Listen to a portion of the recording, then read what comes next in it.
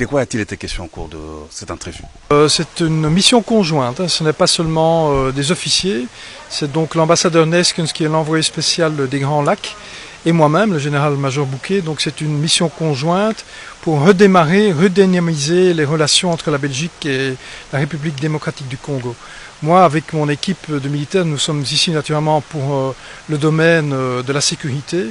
Donc c'est pour redémarrer la coopération militaire entre la Belgique et la RDC que nous sommes ici. Et donc c'est pour ça que dans quelques minutes je vais quitter pour aller parler avec votre chef d'état-major, le lieutenant-général Mbala, pour discuter de quels sont les besoins des forces armées de la République démocratique du Congo. Nous sommes ici à l'écoute. Nous allons graduellement recommencer, redynamiser cette coopération. Nous allons écouter, nous allons prendre tout ça à Bruxelles, étudier et certainement revenir avec un message positif pour redémarrer cette coopération militaire qui est très ancienne, comme vous le savez, et que nous allons redémarrer maintenant. Voilà. Le chef d'État, c'était bon. Vous avez trouvé une oreille attentive? Nous avons trouvé une oreille très attentive, et donc nous sommes positifs pour l'avenir.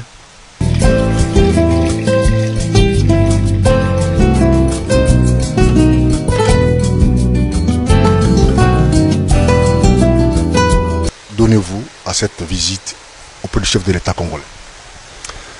J'ai été dépêché par le gouvernement belge pour venir rencontrer le chef de l'État et faire suite à la rencontre qui a eu lieu à Washington entre le président Tshisekedi et le vice-premier ministre belge des Affaires étrangères pour examiner la manière dont nous allons pouvoir donner un appui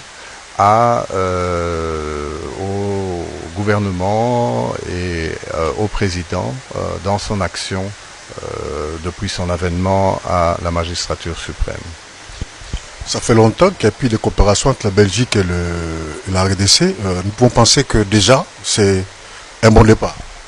La coopération belge n'a jamais été interrompue. Elle a été un tout petit peu mise en veilleuse, en berne pendant un moment, mais ne s'est jamais arrêtée.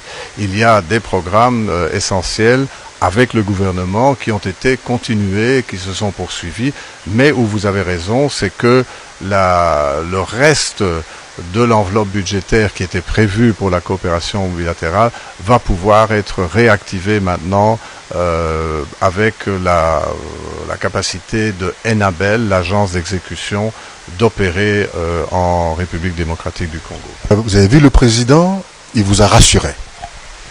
Le président a eu un accueil d'abord extrêmement chaleureux pour moi-même et pour la délégation.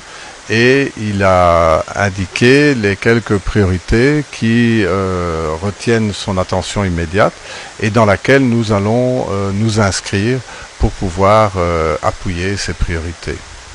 Est-ce qu'on peut connaître les domaines prioritaires qui se trouvent dans l'agenda justement de cette coopération, de la redynamisation de cette coopération? Mais d'abord, on va réactiver des choses qui existaient et qui étaient un peu mises en berne, pour reprendre votre expression. Il y avait par exemple les fréquences de la liaison aérienne entre Bruxelles et Kinshasa. Il y avait le Centre européen des visas. Tout cela est déjà normalisé et a repris ses activités. Mais nous avons également pensé à un échange d'ambassadeurs, puisqu'il n'y a pas d'ambassadeur de Belgique ici et pas d'ambassadeur de la République démocratique du Congo à Bruxelles. Nous avons convenu que dès que le nouveau gouvernement serait en place, très rapidement, des propositions d'échange d'ambassadeurs auraient lieu. Et dans l'immédiat, nous préparons déjà la réouverture du consulat général de Belgique à Lubumbashi.